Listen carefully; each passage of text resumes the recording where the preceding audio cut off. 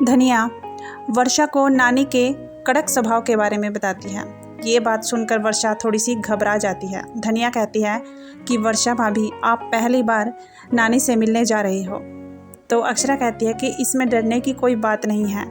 नानी जुबान से कड़क है लेकिन दिल से बहुत अच्छी हैं, इसलिए वर्षा तुम्हें डरने की कोई ज़रूरत नहीं है। अक्षरा की नानी नैतिक को अच्छे से जांचती और परखती है और बोलती है कि बहुत ही सुंदर लड़का है।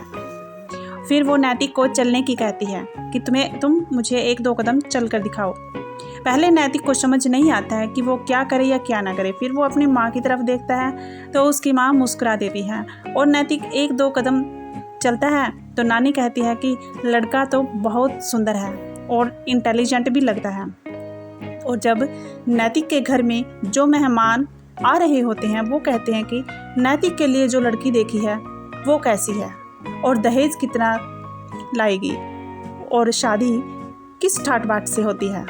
अक्षरा की नानी कहती है कि हमारी इकलौती नातिन है वो, जब उसकी शादी होगी तो पूरा उदयपुर देखेगा और इतना दहेज देंगे कि आज तक किसी ने नहीं दिया होगा। फिर भाभी माँ कहती है कि हमें अक्षरा बेहद पसंद है और वो सर्वगुण संपन्न है, सीधी सादी लड़की है, हमें और कुछ नहीं चाहिए। अक्षरा की नानी और नैतिक के मेहमानों के बीच बातचीत में टकराव होती रहती है कि शादी कैसे होगी। तभी वहाँ पर शौर्य पहुँच जाता है और वो नानी को अपने साथ घर ले जाता है। तब नानी शौर्य से पूछती है, तू मुझे एयरपोर्ट पर लेने क्यों नहीं आया? फिर शौर्य कहता है कि नानी, जब मैं वहाँ पहुँचा तब आप वहाँ नहीं थी, और अपनी नानी से माफ़ी मांगने लगता है और वहाँ पर खड़े सब लोग खुश हो जाते हैं। शौर्य अपनी नानी को लेकर अपने महेश्वरी हाउस पहुँच जाता है और शौर्य की दादी शौर्य की दुल्हन वर्षा से नानी को मिलवाती है। वर्षा के सिर पर पल्ला ना देखकर नानी गुस्सा हो जाती है और कहती है कि ये कैसी बहू है जिसने सिर पर पल्ला नहीं लिया है। लेकिन अक्षरा की दादी कहती है कि वर्षा हमारी बहू नहीं, बेटी है, हमने ही उसे मना किया है सिर पर पल्लू रखने से।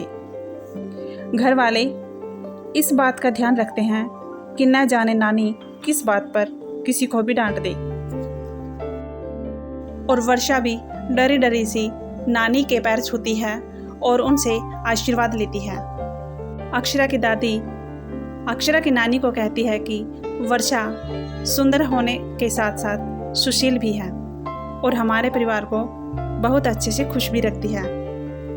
गायत्री जी नैतिक के कमरे में जाकर देखती हैं कि उसने अपने कमरे का सारा सामान बिखरा हुआ है। तब नैतिक कहता है कि माँ, आपने मुझसे एक बार भी नहीं पूछा कि मेरा इंटरव्यू आज का कैसा गया। तो गायत्री जी कहती है कि मुझे तुझ पर भरोसा है क्योंकि तू पढ़ाई में वैसे भी सबसे ज़्यादा इंटेलिजेंट है, लेकिन हम तो सिर्फ यही चाहते हैं कि तुम दादाजी के साथ बिजनेस को संभालो और दादाजी को मना लो।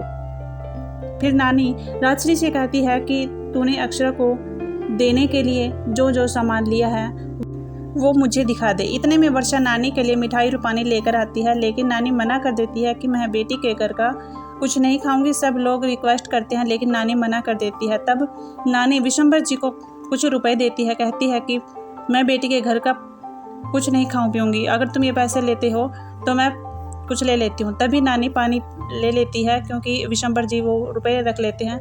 नानी पूछती है कि अक्षरा को कुछ बनाना आता है या नहीं, तो राजश्री कहती है कि थोड़ा बहुत आता है। नानी कहती है कि उसे सब कुछ बनाना आना चाहिए। फिर वर्षा रसोई में काम कर रही होती है और डरी हुई होती है। दादी कहती है कि डरने की कोई ज़रूरत नहीं है और ना ही तुम्हें ज़रूरत है सिर पर पल्ला रखने की। और फिर जब वर्षा और अक्षरा खाना लेकर जाते हैं तो सब उनके खाने की बहुत तारीफ करते हैं।